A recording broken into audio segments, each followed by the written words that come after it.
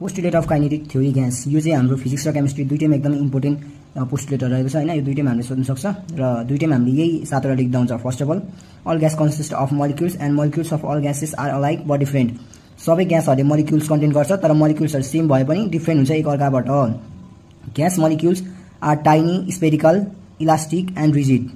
Gas मोलिक्युल्सहरु चाहिँ सानो हुन्छ, स्पेरिकल शेपको हुन्छ, इलास्टिक हुन्छ, रिजिड हुन्छ भनेको छ दोस्रो पोस्टुलेटमा।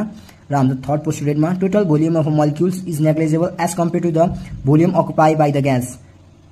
मोलिक्युलले जति भोल्युम अकुपाइ गरेको हुन्छ त्यो चाहिँ नेग्लिजिबल हुन्छ total volume occupied by the ग्यासले अकुपाइड गरेको भोल्युम हेर्ने हो भने। Intermolecular force between gas molecules is negligible. ग्यासहरुको मोलिक्युल्स बीचको इन्टरमोलिकुलर फोर्सहरु चाहिँ एकदमै नेग्लिजिबल हुन्छ। अनि collision between gas molecules is perfectly elastic. दुईटा ग्यास मोलिक्युल्सहरु चाहिँ हाम्रो ठोक्यो भने चाहिँ दुईटाको इलास्टिसिटी चाहिँ पर्फेक्ट हुन्छ भनेर हाम्रो फिफ्थ पोस्टुलेटमा भनेको छ। र सिक्स्थ पोस्टुलेटमा के भनेको छ भने gas molecules are moving randomly in all possible direction with all possible velocity. Gas मोलिक्युल्सहरु चाहिँ सबै डाइरेक्सनहरुतिर मुभ भइरा हुन्छ जुनसुकै भेलोसिटीमा पनि, कुनै स्लो हुन सक्छ कुनै भेरी फास्ट पनि हुन सक्छ। The duration between the gas molecules is negligible as compared to the time between the successive collision।